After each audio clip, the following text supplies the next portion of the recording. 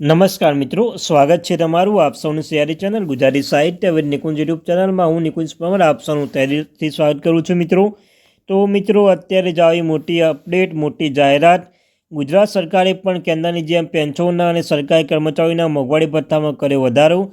જો તમે ગુજરાત સરકાર હેઠળ કામ કરી રહ્યા હો, સરકારી કર્મચારી, નિવૃત્ત કર્મચારી, પેન્શન ધારક છો, તમારા માટે આ વિડીયો ઉપયોગી બનશે મિત્રો. અત્યારે લેટેસ્ટ અપડેટ આપવામાં આવી છે ગુજરાત સરકાર દ્વારા. તો મિત્રો, તેના વિશે આપણે વિડીયોમાં ચર્ચા કરીશું. ચર્ચા કરતાં પહેલાં વોટ્સઅપ ચેનલ, ટેલિગ્રામ બંને બનાવે છે, લિંક ડિસ્કશન મૂકું છું, અવશ્ય જોઈન થઈ જજો. તમને ચાલો મિત્રો, સરકારી કર્મચારી, નિવૃત્ત કર્મચારી, પેન્શન ધારક બાબતે પગાર, ડીએ, ડીઆર, એચઆરએ અન્યથા કોઈ પણ અપડેટ આવે તો પણ જાણ કરવામાં આવશે. તો આપણે આ ચેનલ ગુજરાતી સાહિત્ય વિદ નિકુંજ ચેનલને સબસ્ક્રાઈબ કરવાનું ભૂલશો નહીં. તો ચાલો યુટ્યુબ ફેમિલી મેમ્બર વધારે સમય ન બગાડતા આજના વિડીયોની શરૂઆત કરું છું. તમને કહ્યું તો મિત્રો, ગુજરાત સરકાર દ્વારા પણ કરી મહત્વની અપડેટો. ચાલો વિગતવાર માહિતી. તો મિત્રો, ગુજરાત સરકાર કર્મચારી હિતમાં વધુ એક નિર્ણય કર્યો છે. 7મા પગારપત્ર લાભ મેળવતા કર્મચારીઓને કેન્દ્રના ધોરણે મોંઘવારી ભથ્થામાં 3% વધારો કરવામાં આવ્યો છે. અને 1 જુલાઈ 2024થી 3% વધારો કરી 53% મોંઘવારી ભથ્થું મંજૂર કરવામાં આવ્યું છે.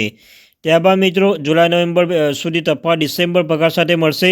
તમને જણાવી દઈએ કે સરકારી કર્મચારીને જુલાઈ 2024થી નવેમ્બર 2024 સુધી મળવાપાત્ર મોંઘવારી ભથ્થાની રકમ ડિસેમ્બર પગાર સાથે પે ઇન જાન્યુઆરી 2025 રોકડ આપવામાં આવશે. આ મોંઘવારી ભથ્થા 50% પૈસા તેના કરતાં વધુ પૈસા ચૂકવણી આખા રૂપિયા પ્રમાણે થશે. આ પૈસા 50% કરતાં ઓછી રકમ ગણતરી લેવામાં આવશે નહીં.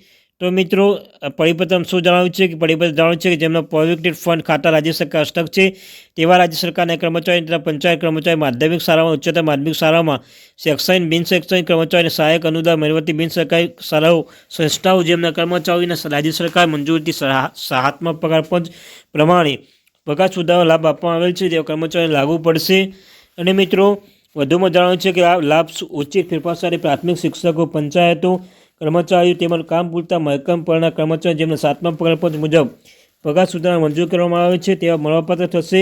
અને પંચાયત દ્વારા તેમના કર્મચારીઓ મંજૂર થયેલ છે મોંઘવારી ભથ્થાના કારણે બિન સરકારી માધ્યમિક શાળામાં તેમના શિક્ષકો તેમજ સહાયક અનુદાન મેળવતી સંસ્થાઓને તેમના કર્મચારી આપવા થતા મોંઘવારી ભથ્થાના કારણે થતું ખર્ચ આ હુકમમાં નિયત કર્યા પ્રમાણે વિનિયમિત કરવામાં આવશે. અને આ મિત્રો, આ હુકમના કારણે થતું ખર્ચ તે શરતો અનુદાન પાત્ર છે. જે આ રીતે મંજૂર કરેલા મોંઘવારી ભથ્થા તફાવત હિસ્સો રાજ્ય સરકારના સમકક્ષ કર્મચારીઓને મળવાપાત્ર હિસ્સા કરતાં વધારે ન થવો જોઈએ. રાજ્ય સરકારના પ્રવર્તનમાં નીતિ અનુસાર મોંઘવારી ભથ્થામાં થતો આ વધારો 7મા પગારપંચ મુજબ સુધારો થવું જોઈએ અને મળવાપાત્ર થશે. તો મિત્રો, આ તે માહિતી. Thank you very much.